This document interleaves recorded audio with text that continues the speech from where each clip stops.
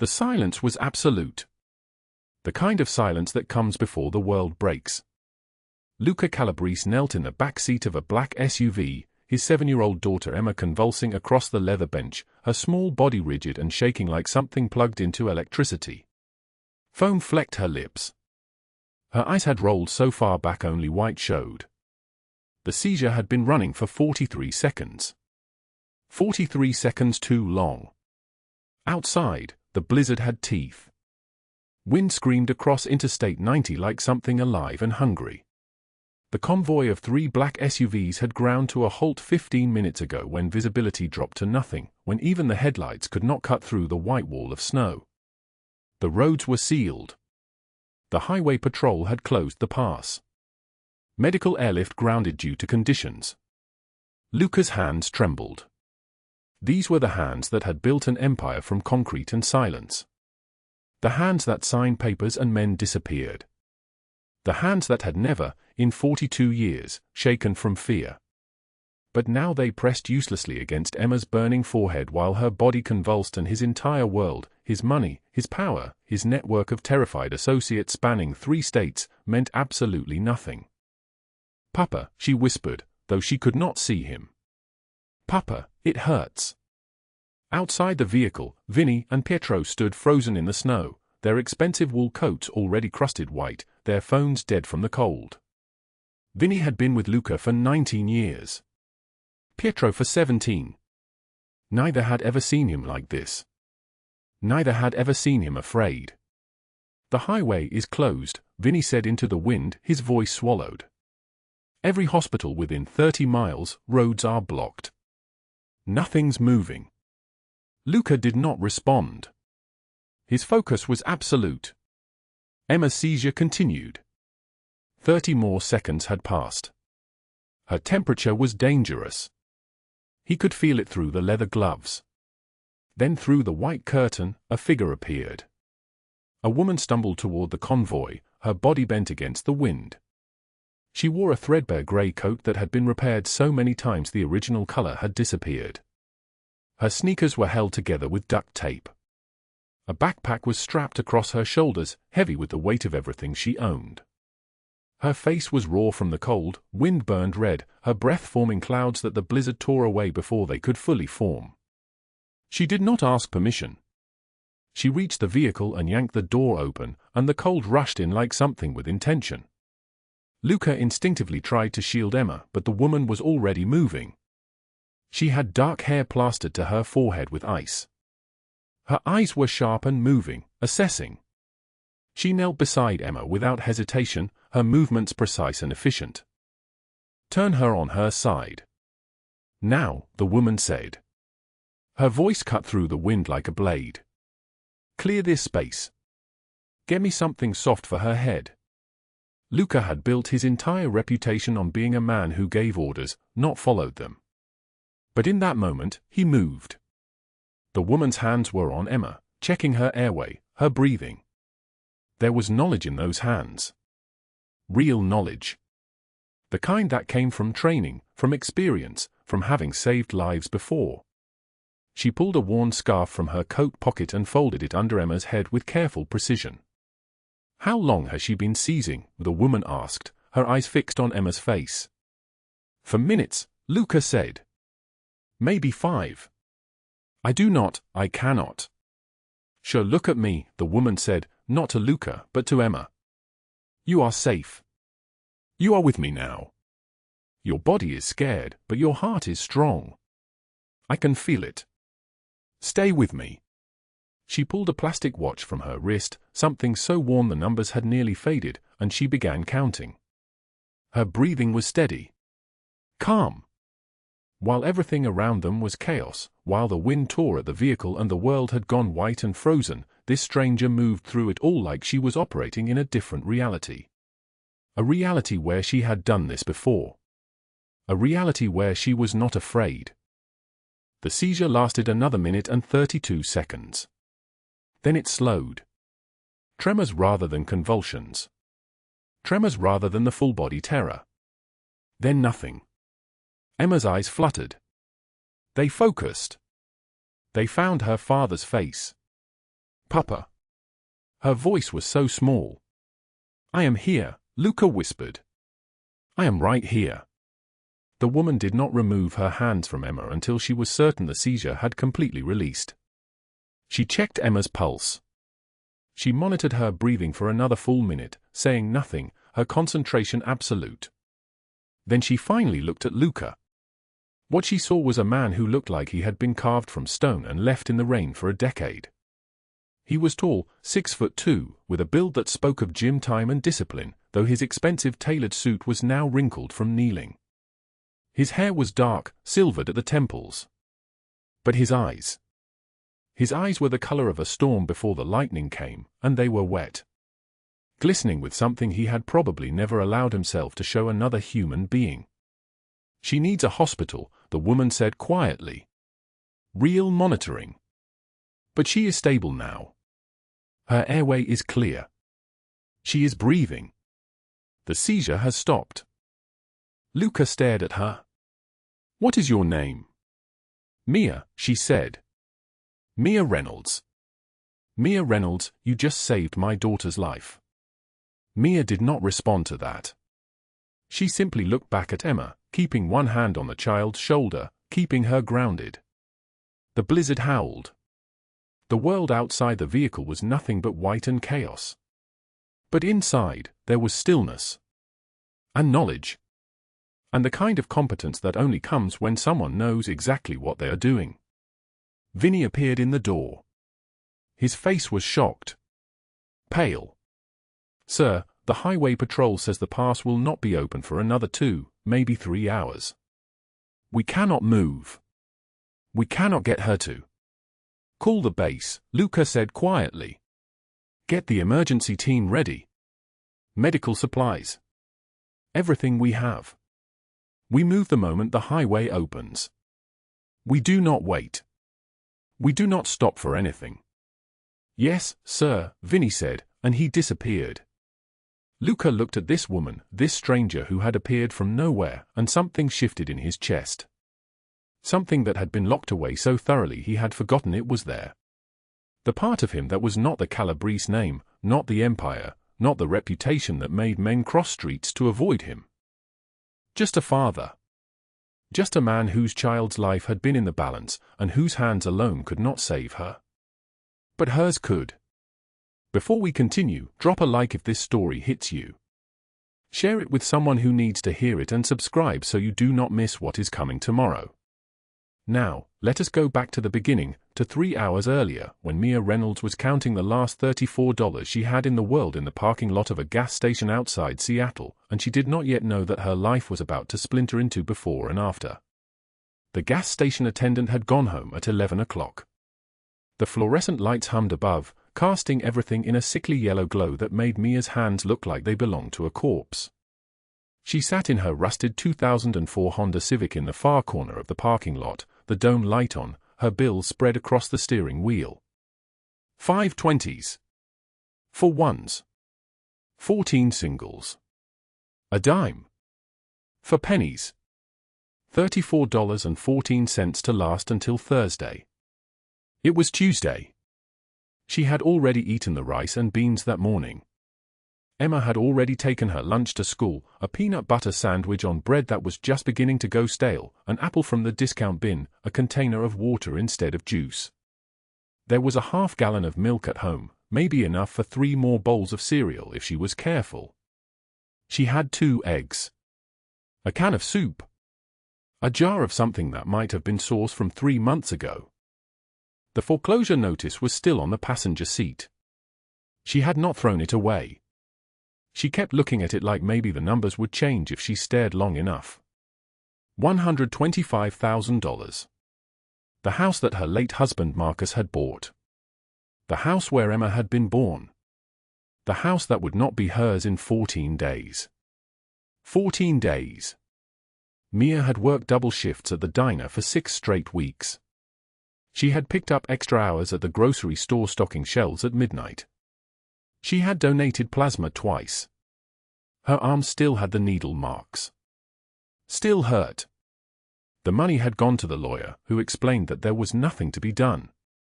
Foreclosure was already in motion. The bank had already decided. Fighting it would cost another $15,000 that she did not have. She carefully counted the bills again.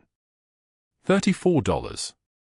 That was groceries, which meant she would run short on gas before the week ended. No groceries, which meant she and Emma would eat from her tips, which had been running at $17 a shift lately, which was not enough. The choice was starve or run out of gas. She could not run out of gas. Emma had school. Emma had to get to school. That was non-negotiable. Mia put the money back in her wallet slowly, carefully, like she was handling something that could break if she moved too fast.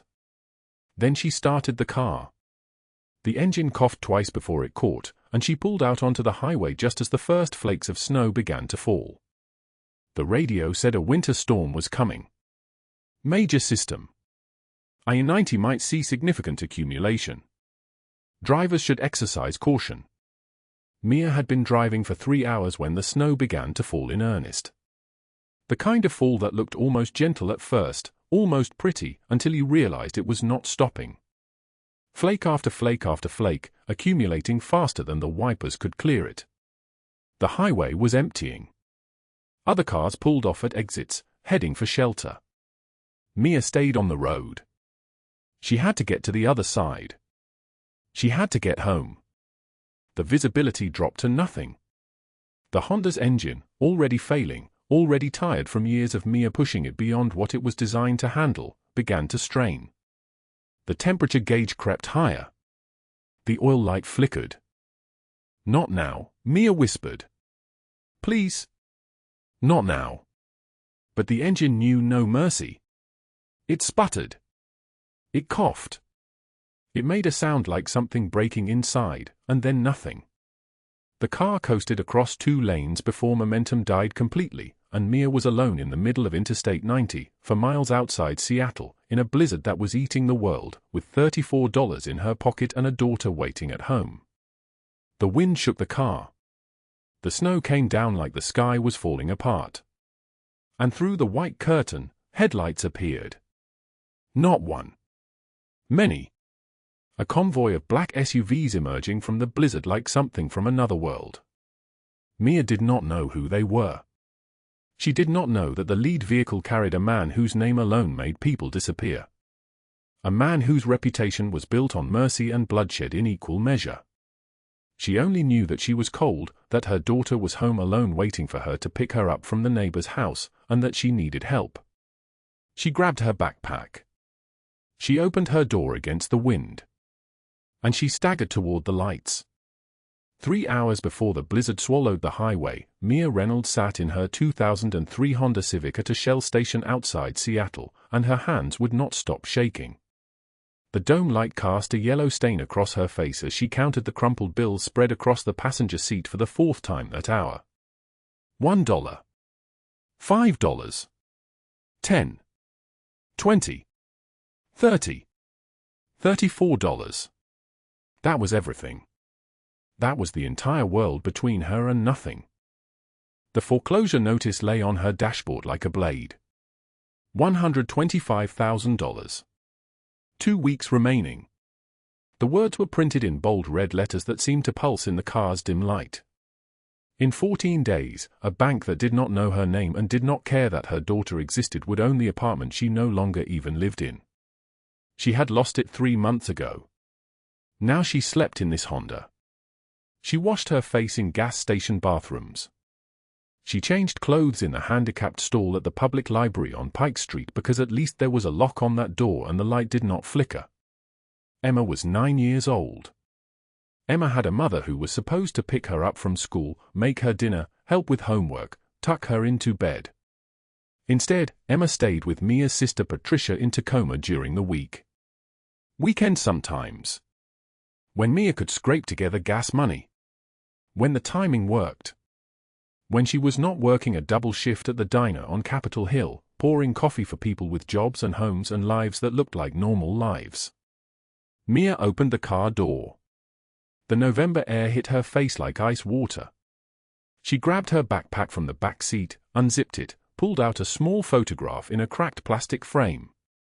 Her husband Marcus. For years dead. Dead in a trench at a construction site in Bellevue when a crane operator looked the wrong way for 3 seconds. The photograph was the most valuable thing she owned.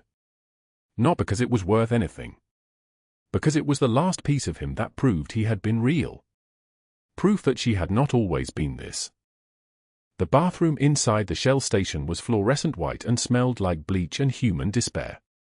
Mia splashed water on her face from the sink. The water ran ice-cold from the tap. She looked at her reflection in the cracked mirror above the sink and barely recognized what looked back. She was 28 years old but looked 40. Her dark hair, once long and kept carefully by her mother, now hung thin and colorless from under a wool hat she had found in a donation bin. Deep lines ran from her nose to her mouth. Her eyes had that hollow quality of someone who had learned not to expect good things. She whispered to the mirror, 2 more weeks. Just 2 more weeks until the temp agency pays you for the office work. 2 weeks until the security deposit clears. 2 weeks, Mia. You can make it 2 weeks. Back in the car, she counted the bills again. $34 would buy half a tank of gas. She needed to get to Tacoma before dark. She needed to see Emma's face. She needed to hear her daughter's voice say something other than "When are you coming to get me?" because that question, asked in Emma's small voice over the phone, was the only thing that could still make Mia cry. Her phone sat on the dashboard. The battery was at 7%. She opened the weather app and immediately wished she had not. Blizzard warning for King County and Pierce County. Snow developing mid-afternoon. Accumulation expected 8 to 12 inches. Visibility near zero by evening. Travel not recommended. I-90 expected to close by 8 p.m. It was 4:15. She could make Tacoma in 90 minutes if traffic was light. If the car did not break down again. If the engine held together for another trip. The Honda had been making sounds for weeks now. Grinding sounds. Sputtering sounds. Sounds like something dying inside the engine block. Mia turned the key. The starter caught. The engine coughed, sputtered, and then caught for real. She pulled out of the Shell station parking lot and merged onto I-90 heading south toward Tacoma. The first snowflakes were just beginning to fall. They looked almost gentle. Almost pretty. Almost like the kind of snow that belonged in a Christmas movie instead of the kind that took lives. The highway was already thinning. Sensible people were pulling off at exits. Sensible people were not driving a 2003 Honda Civic with $34 in their pocket and a 9-year-old child waiting for them on the other side of a closing highway. Mia kept driving. She could not afford sense. Sense was a luxury item. 15 miles south of Seattle, the temperature gauge began to climb. The needle moved slowly into the red zone. The oil light flickered on. Then off. Then on again, like a heartbeat growing irregular. Mia gripped the steering wheel tighter. "Not now," she whispered. "Not now, please. Please don't do this to me." The Honda's engine had carried her through for years of hardship. It had made the drive to the hospital the night Marcus died. It had carried her to job interviews she did not get. It had taken her to the diner every morning at 5:30 to start her shift washing dishes and pouring coffee for strangers who left tips that amounted to guilt money. The car had been faithful in the way that only broken things can be faithful. It kept trying even though it hurt. The wind picked up. The snow began to fall harder. Real snow now. Serious snow. The kind that accumulated faster than the wipers could clear it. The visibility dropped in increments. One moment she could see the taillights of the car ahead. The next moment, they were gone. Swallowed. Just white on white on white in every direction. Other cars pulled off at exits. Mia could see their brake lights disappearing toward shelter. Toward warmth. Toward homes. She thought about pulling off, waiting it out in a rest stop, but she had no money for food while she waited and no phone battery to call Emma and say she would be late. Late was the one thing she could not afford to be. The engine made a new sound. Not a grinding sound. Not a sputter. A sound like something inside was breaking. Like metal screaming. The Honda's pace began to slow. Not because Mia lifted her foot off the gas, but because the engine itself was dying. No. No, no, no, no, no. She tried to will the car forward through sheer desperation, the way desperation sometimes works in fairy tales. It did not work. The engine coughed once. Then twice. Then seized. The Honda glided across 2 lanes of the highway, momentum carrying it toward the shoulder, before it rolled to a stop in the middle of Interstate 90, for miles south of the Seattle city limits. The silence was absolute. Just the sound of wind and snow and her own breathing. Mia tried the ignition. The starter turned the engine, but nothing caught. Nothing turned over. Nothing responded. She tried again. The engine spun uselessly. A dead thing being kicked. She was alone in the car with $34 in her pocket and her daughter waiting for miles away with her sister Patricia, probably at the window by now, watching the snow, wondering if her mother was coming, learning the lesson that all children of the desperate eventually learn, that the people you love most sometimes do not show up. Mia pulled the emergency blanket from her trunk and wrapped it around herself in the driver's seat. The snow came down harder. It came down like the sky itself was falling apart. The wind shook the car. The temperature inside dropped degree by degree by degree. She cupped her hands around her mouth and breathed warm air into her palms. In the distance, barely visible through the white curtain, a light appeared. Not one light. Many. A pair of headlights becoming 2 pairs, becoming 3 pairs, becoming 7 pairs, cutting through the blizzard like something was tearing the darkness open. A convoy. Black SUVs. Moving slowly through the snow. Moving with purpose. The kind of vehicles that did not get stuck in blizzards on highways because the kind of people who rode in them did not have any reason to fear weather or time or circumstance. Mia could hear their engines now. Deep. Powerful. Expensive. She did not know who they were. She only knew that the lead vehicle was slowing. The SUVs were spreading across the lanes, surrounding her broken Honda like sharks recognizing something wounded in the water. She could see figures inside the vehicles. Dark silhouettes. Men. Mia opened her car door and stepped out into the snow because staying inside felt more dangerous than stepping into the cold with these strangers and their expensive vehicles and their certainty. The back door of the lead SUV opened. What emerged from that darkness would change everything, but Mia did not know it yet. She only knew that she was cold and that her daughter was waiting and that sometimes one hand reached out at the right moment can change an entire life. The emergency room lights hummed above them, fluorescent and merciless, the kind of brightness that erases shadows and makes everything visible.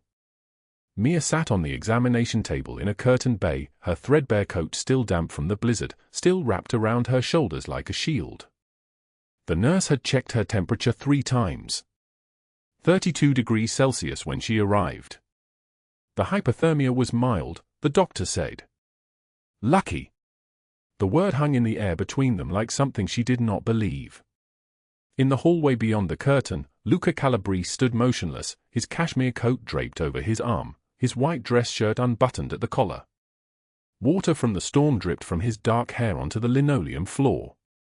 6'2", shoulders broad enough to fill doorways, and in this moment, watching a woman he did not know through a gap in a hospital curtain, he looked like a man who had just lost something and found it again in the same breath. Vinny approached him quietly, his suit still wet, his expression carefully neutral. They had worked together for 14 years. Vinny had seen Luca order men into impossible situations without flinching. He had seen him negotiate with federal prosecutors. He had never seen him wait in a hospital hallway like this, watching a stranger through a gap in fabric. "What do you want to do?" Vinny asked, keeping his voice low. Luca did not turn away from the curtain. "Nothing. She saved Emma's life. I know. She has nothing. No home. No money. She was dying in that blizzard. Luca finally looked at Vinny. His eyes were grey like storm clouds. I know. The doctors cleared Mia for discharge at 5:22 in the morning. She emerged from behind the curtain into the lobby where the early light was just beginning to bleed through the windows, and there was Luca standing with Emma in his arms. The child was wrapped in 3 hospital blankets, her small face flushed from fever that had broken hours ago. When she saw Mia, Emma's eyes widened. "You," Emma whispered. "You helped me stop shaking." Mia's knees folded.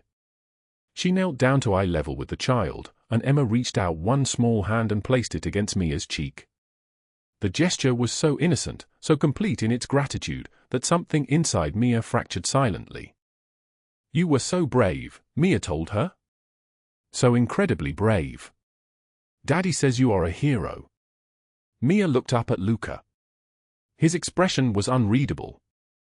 She stood, steadied herself against the wall. "I am glad your daughter is okay. I am glad Emma is safe." She turned toward the exit. The automatic doors opened with a whisper of compressed air. Outside, the blizzard had stopped, leaving the world buried under 3 feet of white silence. "Where are you going?" Luca's voice came from behind her, deep and solid like an oath. Mia hesitated. She did not turn around. "I will figure it out." She took one step forward. "Vinny," Luca said. "Arrange a hotel room." Mia stopped. She turned back and looked at him directly, and something in her face shifted. Not gratitude. Resistance. "I do not take charity. It is not charity. I cannot repay you. I am not asking you to." Mia's jaw tightened. "Then I will not accept." Luca studied her for a long moment. Emma shifted in his arms, and he adjusted his grip without looking away from Mia. "Pietro will take you somewhere safe. After that, the choice is yours." Within the hour, Mia found herself in the back of a dark sedan, Pietro driving with one hand on the wheel, the other resting on his thigh. She sat in the back seat with her backpack between her feet, the only possession that mattered. The city passed outside the windows in shades of white and grey. Why would he bother, she finally asked, her voice barely loud enough to hear over the engine. Pietro glanced at her in the rearview mirror. His eyes were kind, which surprised her. She had expected cruelty or indifference. Instead she found something like respect. "You saved his whole world tonight, lady. You do not understand what that means yet." The shelter occupied a converted warehouse in downtown Seattle, 3 stories of cots and community meals and social workers trying to hold back the tide of human desperation with kindness and spreadsheets. Mia was given a cot on the 2nd floor, a locker for her belongings, and instructions about breakfast service beginning at 6 a.m. She lay on the thin mattress for an hour, listening to the sounds of other people breathing in the darkness around her. Someone coughed. Someone else whispered a prayer in Spanish. She thought about Emma's hand on her cheek. She thought about the cost of the man's coat. She thought about a life so unfair that kindness arrived in a convoy of black SUVs. What she did not know was happening in a parked car outside the shelter. Luca sat in the back seat of another black SUV, his phone pressed to his ear. The lawyer on the other end of the line was named Sarah Chen, and she handled the impossible. "I need a foreclosure case resolved," he told her. $125,000. Mia Reynolds. Seattle. "I do not care what it takes." Sarah Chen did not ask questions. She had learned years ago that Luca Calabrese did not make requests he could not afford to lose. The second call took 3 minutes. A staffing agency manager was roused from sleep, and by the time the sun rose over Seattle, Mia Reynolds had received an email about a waitressing position at the Starlight Diner, Capitol Hill location, starting immediately, $10 an hour plus tips, available for a 32-year-old woman with 0 recent employment history. The job appeared because Luca had made it appear.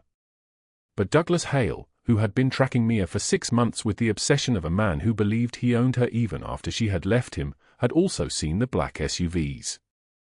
He had been driving past the hospital at exactly 4 a.m., coming from his cousin's house, when he watched Mia step out of one of those vehicles wearing a hospital bracelet and a look of shock.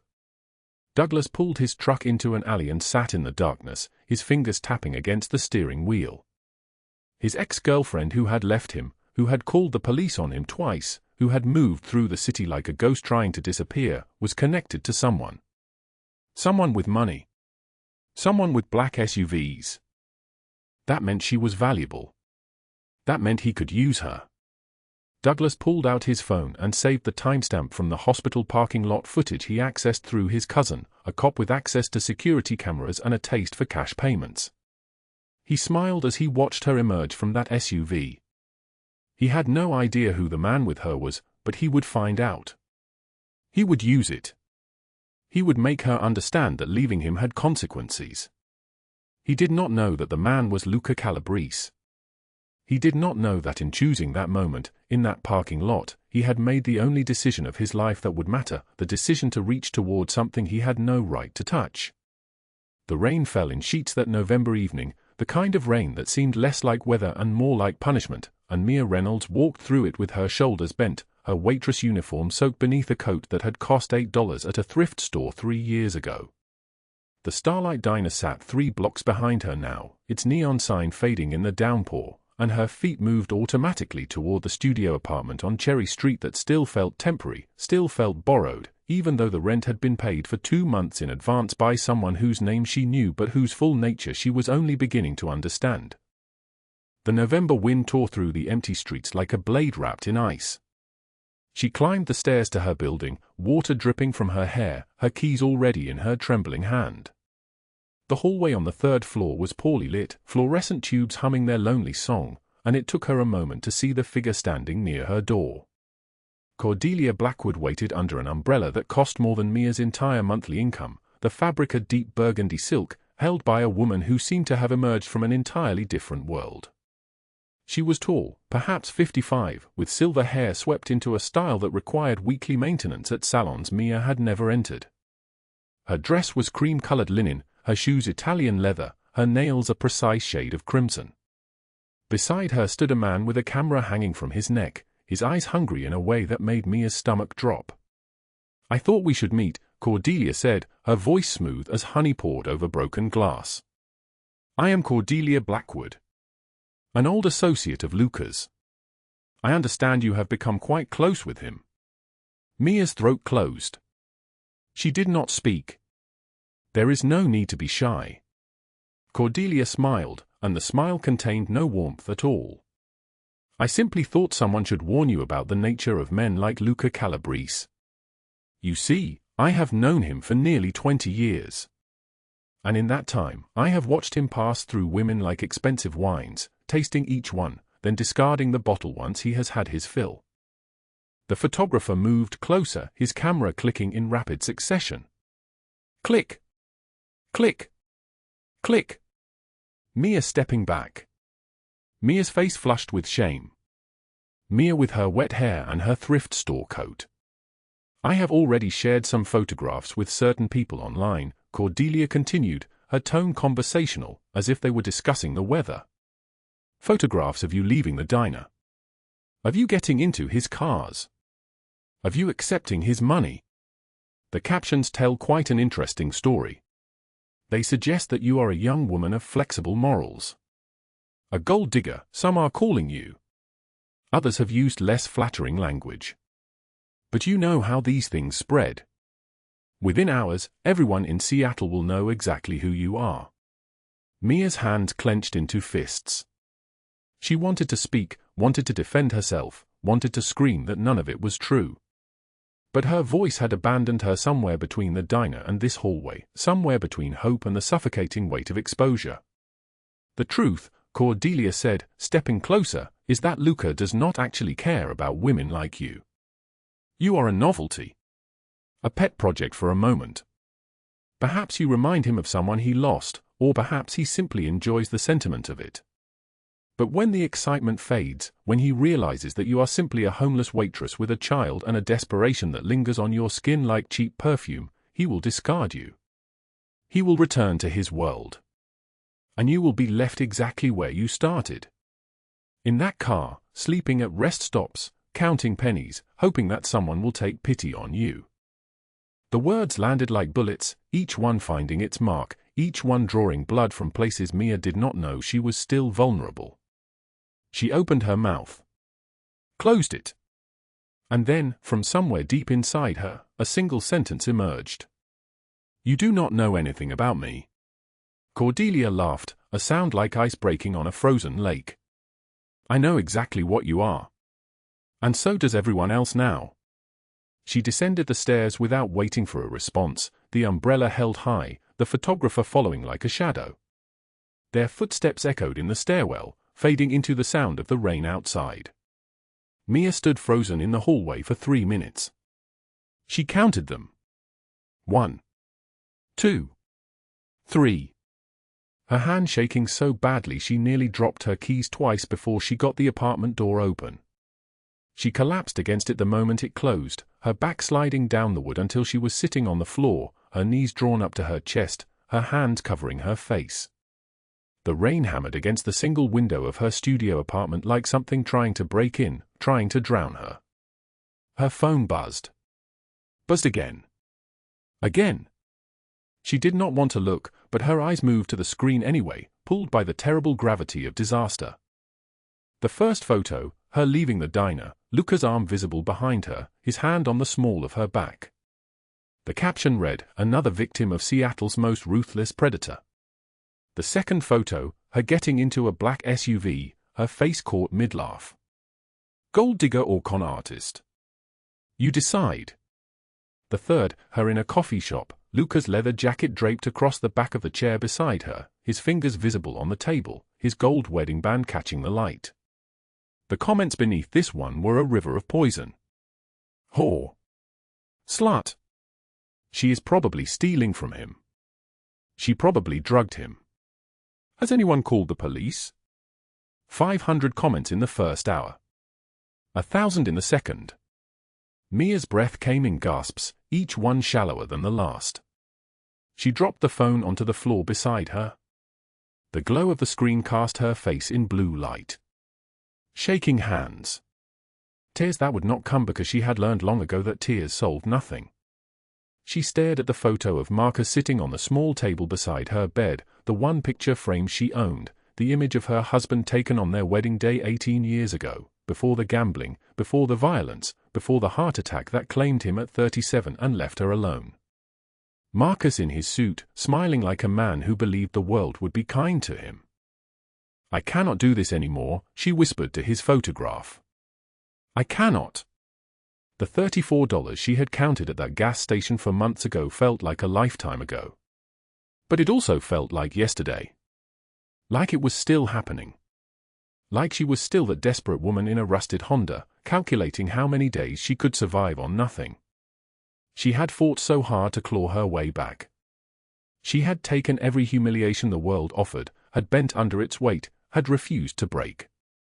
And now this woman with her silk umbrella and her photographer had torn it all down with a smile and a camera, had reduced her to a series of images and lies, had made her nothing again. Her eyes moved to the fridge, where Emma's drawing hung beneath a magnet. Craned images of two figures holding hands under a rainbow made of every color a 4-year-old could imagine. Emma and Mommy, the childish letters read, drawn by a hand that could barely hold a crayon. Something inside Mia hardened. Not the hardness of surrender. The hardness of refusal. She stood, her legs unsteady. She wiped her eyes with the back of her hand, though no tears had fallen. She picked up the photo of Marcus from where it had fallen to the floor, held it to her chest for a moment, then set it back on the table with her hand steady. She did not know that at that same hour, 3 blocks away, Douglas Hale was sitting in his truck outside a bar called Murphy's, his phone glowing in the darkness as he scrolled through the photographs Cordelia had made certain he saw. Cordelia, who had found him through one of her investigators, who had discovered that he was Mia's ex-boyfriend, who had realized that a desperate man with a grudge could be far more useful than any social media campaign. Douglas read the comments beneath the photographs. He saw the accusations of prostitution. He saw the jokes about gold digging. He saw a dozen strangers calling his ex-girlfriend a whore. and something twisted inside him, something that had been festering since the night Mia had left him, since she had called the police and told them about the things he had done to her in the darkness of their shared apartment. He drank. He drank more. By 11 o'clock that night, there was rage in his eyes and rage in his fists, and rage in the way he started his truck and drove toward Cherry Street, toward the studio apartment where a woman he believed he owned was sleeping, or trying to sleep, or maybe sitting in the dark waiting for the walls to close in. He parked in the street outside her building. He climbed the stairs. He began to pound on her door. "Mia!" His voice was a roar, each syllable slurred with alcohol and fury. "Open this door. Open it now. I know what you did. I know what you are." She had known, in some part of herself, that this was coming. That exposure and shame could only precede violence. That men like Douglas did not accept rejection. That he would come for her eventually, driven by rage and wounded pride and a universe that had convinced him he was owed her suffering. She called 911 with shaking fingers. "There is someone at my door," she said, her voice barely above a whisper. "He is threatening me. He is trying to break in." The dispatcher's voice was calm. "Units are on the way. They are approximately 4 minutes out. Can you secure yourself in a room?" Douglas kicked the door. The frame splintered, the wood cracking like the sound of bones breaking. A second kick. The door opened 6 inches, held only by the chain lock, that fragile thing that protected almost nothing. "I am going to kill him," Douglas screamed. "I swear to God I am going to tear him apart and then I am going to make you watch." Mia backed toward the window, her phone still pressed to her ear, the dispatcher still speaking to her, still promising that help was coming, that units were 3 minutes away now, that she was not alone. But she was. She was alone in that apartment with a man who had taught her the precise texture of terror, who had written lessons across her body in bruises shaped like hands and fists. Then the door to the stairwell opened. 12 men in black entered the hallway. They moved like ghosts, like smoke given shape, like the world's violence finally made tangible in the form of suits and controlled posture and the kind of focused attention that turns ordinary men into prey. Douglas turned and saw them. His face drained of all color, his eyes widening with the recognition of a man who had suddenly understood that he had reached for something far beyond his comprehension. He tried to run. Vinny caught him by the collar with one hand, spun him around, and slammed him against the wall with enough force to crack the plaster. Douglas's head snapped back. His vision swam. "I did not mean it," he gasped, his voice high and broken. "I was just drunk. Please. I was just drunk." No one responded. They never did. 12 men in suits, all of them trained to move as a single organism, all of them devoted to a code that had nothing to do with mercy. They dragged Douglas toward the stairwell. His screams echoed in the confined space, bouncing off the walls, multiplying until it sounded like dozens of men were dying instead of just one. His body struck the edges of the stairs as they pulled him downward. His voice cracked and broke. And then silence. The kind of silence that comes after violence, thick and complete. Mia stood in her doorway, frozen, her phone still in her hand, the dispatcher still asking if she was there, if she was safe, if she needed an ambulance. Luca Calabrese appeared at the top of the stairs, his expression unreadable, his dark eyes containing nothing but the absence of emotion. He was dressed in a charcoal suit that cost more than 3 months of Mia's rent, his hair still wet from the rain outside, his hands relaxed at his sides as if he had not just orchestrated the vanishing of a man. He walked toward her. When he was a few feet away, he stopped. "He will never touch you again," he said quietly. His voice was like distant thunder, like something ancient and inevitable. Mia could not find words. Her hand trembled. The phone fell from her fingers. "What did you do?" she whispered. Luca met her eyes. "I made sure he understood that you are under my protection. That means something in this city. It means that your safety is non-negotiable. It means that anyone who threatens you is threatening me. And that is a line no one crosses twice." He did not wait for her to respond. He turned and descended the stairs with the same controlled grace with which his men had moved. Within moments, the hallway was empty. The building fell silent except for the drumming of rain against the windows. The next morning, federal agents arrived at Cordelia Blackwood's penthouse at 7:45 with a warrant the size of a small book. Fraud. Money laundering. Racketeering. Conspiracy to commit wire fraud. The charges scrolled across the document like an indictment of her entire life. Cordelia stood in her living room in a silk robe the color of champagne, her hair not yet styled, her face revealing the absence of the makeup that usually protected her. She watched as agents moved through her home like ants colonizing a structure, seizing her files, her computers, her phones, the hard drives that contained her life's work of destruction. "This is insane," she said, her voice beginning to rise. "I have done nothing. My lawyer will have you all brought up on charges. This is harassment. This is fraud," the lead agent said, his face expressionless. He was a man in his early 60s, gray at the temples, with the bearing of someone who had spent decades pursuing people like Cordelia. He held up a document. "Your financial records show systematic bribes to city officials. Here. And here. Falsified documents to conceal shell companies. And here, evidence of money laundering through 3 different property development schemes in Seattle and Tacoma." Cordelia's face went white. "You cannot prove any of that. Those are fabrications. Someone put you up to this." "Someone," she stopped, her eyes widening with comprehension. "Calabrese. It was Calabrese. He did this." The agent did not respond. He simply continued reading from the warrant as another agent placed handcuffs around her wrists, around those wrists that had never done a day of physical labor in her life, that had only ever pointed and directed and destroyed from a distance. The news cameras were waiting outside her building. They caught every frame, Cordelia in her robe, her hair uncombed, her face twisted with rage and fear. They captured the moment the handcuffs clicked into place. They documented the precise second when a woman who had built her empire on public cruelty became publicly destroyed. Her lawyer shouted about wrongful prosecution. Her publicist released statements claiming persecution. Her social media accounts, the one she had used to orchestrate Mia's humiliation, were seized as evidence of ongoing conspiracy. 40 years. Federal prison. Minimum. Her fortune was frozen.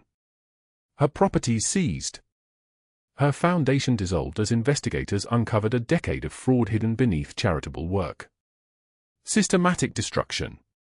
Not the mercy of a quick death, but the slow certainty of a lifetime in confinement, every single year a reminder of the moment she had reached for something that belonged to someone else. As for Douglas Hale, he was never seen in Seattle again. Rumor circulated in the darker corners of the city that he had been handed over to a rival family in Portland, that he had begged for a clean death and been given something far worse, something that stretched across months instead of minutes. No body was ever found. No closure was ever given. Just absence. Like a man had been erased from the world entirely. Sometimes one hand reached out at the right moment can change an entire life. 3 months later, the Starlight Diner gleams under soft neon, and Mia Reynolds stands behind the counter she now owns. The checkered floor, the humming espresso machine, the stale smell of coffee and grease and something else, hope, fill the space where once there was only desperation. The foreclosure notice is gone. The $34 she counted in a gas station parking lot has become a life. Real rent. Real food. A bedroom for Emma where mold does not creep across the ceiling in winter darkness. Luca Calabrese sits at the counter in his usual black suit, the fabric so fine it catches the light like water. His coffee steams in front of him, untouched. His wrist rests on the counter, the gold watch catching the diner's amber glow. It has been 3 weeks since he last came here. 3 weeks since the night Douglas Hale was taken into the dark, since Cordelia Blackwood's arrest made the evening news, since the world rearranged itself into something survivable. Mia wipes the counter methodically, her movements precise, efficient, no longer the desperate scramble of someone rationing every motion. Her hands are still calloused, but now they are calloused from ownership, not servitude. She reaches his section and stops. The diner is empty at 4 in the morning except for them. Outside, Seattle streets are black and quiet. Rain taps against the windows like fingertips asking for entry. "You have not been here in weeks," she says. Not a question. A statement of fact that carries the weight of something unspoken. Luca's eyes lift from his untouched coffee. They are dark, storm gray, carrying the kind of exhaustion that money cannot purchase. When he looks at her, something in his chest moves like a door opening onto a room he had locked and barricaded 8 years ago. "I gave you space," he says. His voice is low, solid like an oath. "After that night. After everything. You needed to rebuild without me standing in the shadow of your life." Mia sets the coffee pot down on the counter.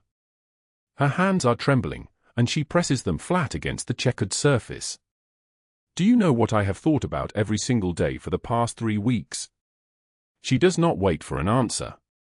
"Why would a man like you wait for a woman like me to become worthy of you, when I was always enough?" The question hangs between them like a blade. Luca does not respond immediately. He reaches into his jacket and removes something small, wrapped in worn leather. He sets it on the counter. It is a photograph, creased and faded, edges softened by decades of handling. A young woman with dark hair and Luca's exact eye stares back at the camera. Behind her, a man Mia recognizes.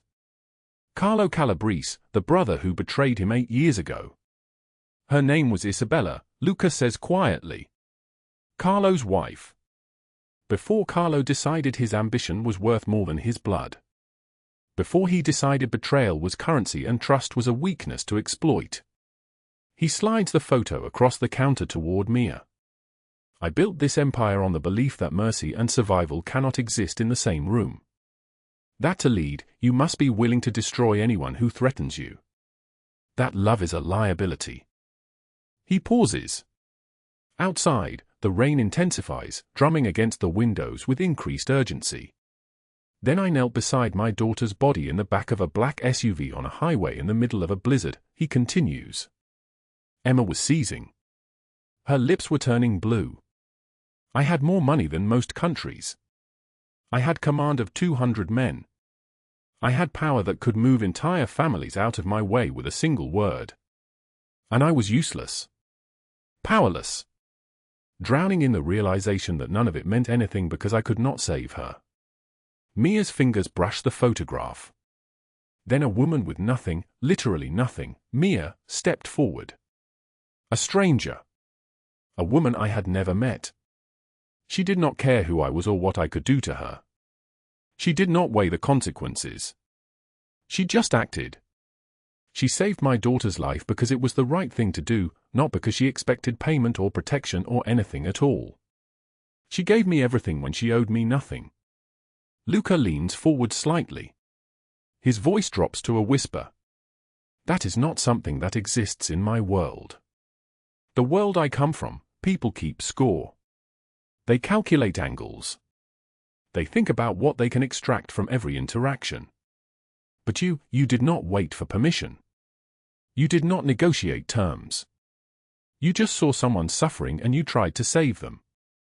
He reaches across the counter slowly, deliberately, giving her time to pull away. His hand opens, palm up, waiting. "I have never waited for anyone in my life," he says. "I have taken what I wanted. Destroyed what stood in my way. But you taught me something that night. You taught me that the most powerful thing a person can do is choose to be vulnerable. To let someone in. To trust that the hand you are holding will not become a fist." Mia does not pull away. She places her hand in his, and the contact is electric, terrifying, right? "I was terrified of you at first," she whispers. "I thought your help came with invisible debts. I have spent my whole life being crushed by powerful men, and I did not know how to accept protection without surrendering myself." "You never surrendered anything," Luca says. His thumb brushes her inner wrist gently. "You fought for every inch of ground. You worked double shifts and counted pennies and kept going even when the world told you to stop. You rebuilt your life with your own hands. That is why I waited. Because a woman who fights like that deserves a man who will stand beside her, not over her. A sound interrupts them, small footsteps in the hallway leading from the back room. Emma Calabrese appears in the diner doorway, escorted by Pietro, who nods respectfully and retreats to stand by the window. Emma is 7 years old, dark-haired, with her father's storm-colored eyes. She wears pink pajamas with tiny stars embroidered across the chest. She sees her father and runs to him without hesitation. Luca catches her, lifts her, and she wraps her arms around his neck. You came back, Emma says simply. You said you would come back, and you did. Luca's hand splays across her small back, and for a moment, this man whose name makes rivals disappear looks like he might cry. But he does not. He simply holds his daughter and breathes. Emma glances toward Mia and smiles shyly. It is the smile of a child who has learned that some people do not leave, that some promises are kept. Mia kneels down to Emma's level. Hello, Emma. I am very happy to see you again. Emma whispers, my dad talks about you all the time. At night, when he thinks I am asleep, he talks about the night you saved me. He tells me I would not be here without you. Luca's ears turn red. His jaw tightens. He looks away toward the window where rain continues its relentless percussion against the glass. Mia laughs. It is the first genuine laugh that has emerged from her in what feels like years. The sound is bright, unself-conscious, free. Does he? What else does he say? That you are braver than all his men, Emma says matter-of-factly. That you do not know how brave you are, and that is why you are the bravest. He said brave people never think they are brave. They just do the thing even when they are scared. Vinny, standing by the counter, turns away sharply, but his shoulders shake slightly. Even Pietro's mouth twitches in what might be an attempt to contain a smile. Luca sets Emma down carefully. He pulls out a chair at the counter and lifts her into it. He traces his finger along the edge of her chin. You should be sleeping, he says, his voice tender in a way that contradicts everything the city knows about him. I had a bad dream, Emma says. I remembered when I was sick. I remembered the blue feeling. So I got up. And then I smelled coffee and I heard her voice and the bad dream went away. Mia and Luca exchange a look. It is heavy with meaning, with the gravity of a moment neither of them will ever forget. The rain outside builds to a crescendo. Thunder rolls across Seattle's skyline like a god rearranging furniture. The diner seems to contract around the four of them, Mia, Luca, Emma, and the men standing guard at the edges of this small sanctuary. What happens now? Mia asks. She directs the question to Luca, but she includes all of them in it. What happens now that the foreclosure is gone, the villains are destroyed, the debts are paid, and the future stretches out unwritten? Luca stands slowly. He takes Mia's hand and pulls her gently from the counter. They move toward the diner's front window. Emma follows, climbing onto a stool to see outside. Vinny and Pietro position themselves by the door, alert, professional, but giving them distance. Outside, dawn is beginning to break. The sky transitions from black to deep purple to the first hints of gray. The rain continues, but it is gentler now, more like a benediction than an assault. A year ago you were counting $34 in a gas station parking lot, Luca says, and praying you would survive one more day. A year ago you thought you had everything under control, Mia responds. Then a blizzard taught you that you controlled nothing. Luca's hand tightens around hers. Now we build something real. No debts. No obligations. No invisible strings. Just two people who found each other in a storm and decided to stay. Mia looks at him, at the rain streaking the windows, at Emma's reflection in the glass as she presses her small hand against the cold pane. And if your world comes for me, she asks quietly. Luca's expression hardens. His jaw sets. His eyes become dangerous, cold, the eyes of a man who has destroyed empires for far less. Then my world will learn what happens when they threaten what is mine. But his voice softens as he continues. But you are not a weakness, Mia. You are the only thing that makes me human. You are the reason I stopped counting bodies and started counting days I get to spend with you and Emma. He reaches into his pocket and removes a small velvet box. He does not kneel, not here, not yet, but he opens it slowly. A diamond sits in white gold, simple, elegant, the kind of ring a woman earns, not a ring given as currency. Marry me, he says. It is not a question. It is a statement of certainty. Not because you owe me anything. Not because of what I did. But because I am tired of living without you. Because Emma asks about you every single day. Because I want to wake up beside you and know that this, he gestures to the diner, to Emma, to the life they have built, this is real. Mia's hand covers her mouth. Tears stream down her face, but they are not tears of despair. They are tears of a woman who is no longer invisible, no longer desperate, no longer alone. She nods. Then she speaks, her voice trembling like a candle in the wind. Yes. Luca slides the ring onto her finger, and outside, the rain stops. The clouds part.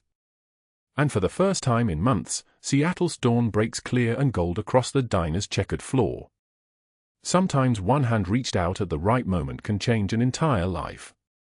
This story is about what happens when the most powerful man in the city learns that true strength is not control. It is the courage to let someone in. It is about a woman who refused to stay invisible, who fought her way back from nothing, and who taught a man built on ruthlessness that mercy is not weakness when it is given to someone who deserves it. If this story moved your heart, drop a like right now and share it with someone who needs to remember that rock bottom is not the end. It is the beginning of the fight back up.